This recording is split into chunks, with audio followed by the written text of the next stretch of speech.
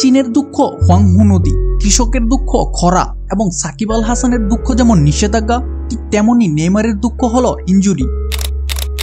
Messi রোনালদোর পর যাকে ধরা হতো জেনারেশনের অন্যতম সেরা ফুটবলার, একের পর এক ইনজুরিতে বেঁচতে গেছে তার সে নামডাক। পিএসজি থেকে আল হেলাল হয়ে সান্তোস, সব ক্লাবেই তার পারফরমেন্সের চেয়ে ইনজুরির তালিকায় বড় হয়ে উঠেছে। তবে নেইমার ভক্তরা সবসময় মাঠে তার খেলা দেখার জন্য উদ্গ্রীব হয়ে বসে থাকে, হোক সেটা ক্লাব কিংবা জাতীয় দলের জার্সিতে। তবে সাহসাই জাতীয় দলের জার্সিতে ফেরা হচ্ছে না নেইমারের। আবারও চোটের কারণে জাতীয় দলের স্কোয়াডে জায়গা হয়নি তার। বিশ্বকাপ বাছাই পর্বের চিলি এবং বলিভিয়া ম্যাচের জন্য 25 সদস্যের স্কোয়াডে রাখা হয়নি তাকে। যদিও নেইমার দাবি করেছিলেন তিনি ঠিক আছেন, তবে তাকে ছাড়াই দল ঘোষণা করেন কোচ কার্লো আনচেলত্তি।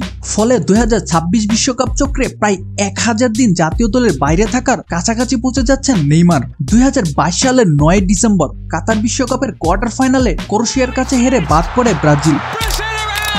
তারপর থেকে বর্তমান সময় পর্যন্ত এই হিসাব করা হয়েছে, যেখানে দুবার চোটের কারণে লম্বা সময় মাঠের বাইরে থাকতে হয় নেইমারকে। ক্রোয়েশিয়ার বিপক্ষে সেই হারের পর 273 দিন জাতীয় দলের বাইরে ছিলেন নেইমার। 2023 সালের 28 সেপ্টেম্বর বলিভিয়ার বিপক্ষে ব্রাজিলের জার্সিতে ফিরেন বিশ্বকাপের বাছাই পর্বের ম্যাচে। মাঝের এই সময়ে চোটের কারণে ডান অ্যাঙ্কেলে অস্ত্রোপচার করান। পুরোপুরি ফিট হয়ে উঠতে তাই সময় লাগে এবং এই সময়ে পিএসজি থেকে সৌদি আরবের ক্লাব আল হেলালে যোগদানের কাজও সারেন নেইমার।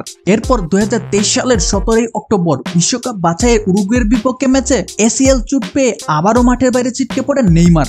এরপর একাধিকবার জাতীয় দলে ডাক পেলেও চোটের কারণে পুরোপুরি ফিট হয়ে না ওঠায় আর জাতীয় দলে ফিরতে পারেননি এই ব্রাজিলিয়ান ফরওয়ার্ড। এই 5 সেপ্টেম্বর রিও ডি জেনেরোয় 2026 বিশ্বকাপ বাছাই পর্বে ব্রাজিল মুখোমুখি হয়েছিল চিলির সাথে। আগামী 10 সেপ্টেম্বর বাছাই পর্বে নিজেদের শেষ ম্যাচে বলিভিয়ার মুখোমুখি হবে আনচেলত্তির দল। আনচেলত্তির দলে জায়গা না পাওয়ায় নেইমার এই দুটি ম্যাচ খেলতে পারবেন না। বাছাই পর্ব শেষে আগামী 6 থেকে 14 অক্টোবরের মধ্যে বিশ্বকাপের প্রস্তুতিতে দুটি প্রীতি ম্যাচ খেলবে ব্রাজিল। গ্লোবো জানিয়েছে আগামী 10 সেপ্টেম্বর সিউলে দক্ষিণ কোরিয়া এবং 14 অক্টোবর টোকিওতে জাপানের বিপক্ষে প্রীতি ম্যাচ খেলতে পারে কার্লো আনচেলত্তির দল। দুটি প্রীতি ম্যাচের জন্য জাতীয় দলে ফিরলে তার আগে মাঝের এই দীর্ঘ সময়ে তার জাতীয় দলের বাইরে থাকাটা অন্তত 720 দিন পেরিয়ে যাবে। ধরে নেওয়া যাক 10 অক্টোবরের প্রীতি ম্যাচে নেইমার খেলবেন, তখন 2023 সালে উরুগুয়ের বিপক্ষে সেই ম্যাচ থেকে আগামী 10 অক্টোবরে প্রীতি ম্যাচের মাঝে তার জাতীয় দলে বাইরে থাকাটা হবে 722 দিন।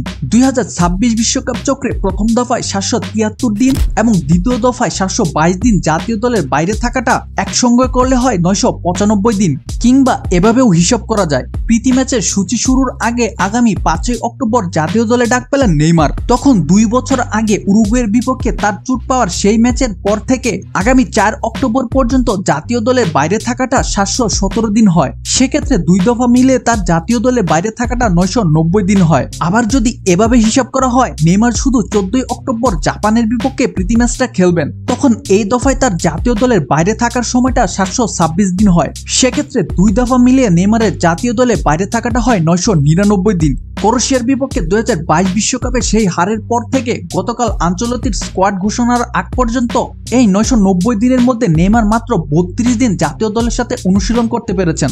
আপনার কি মনে হয় 2026 বিশ্বকাপের স্কোয়াডে জায়গা পাবে নেইমার?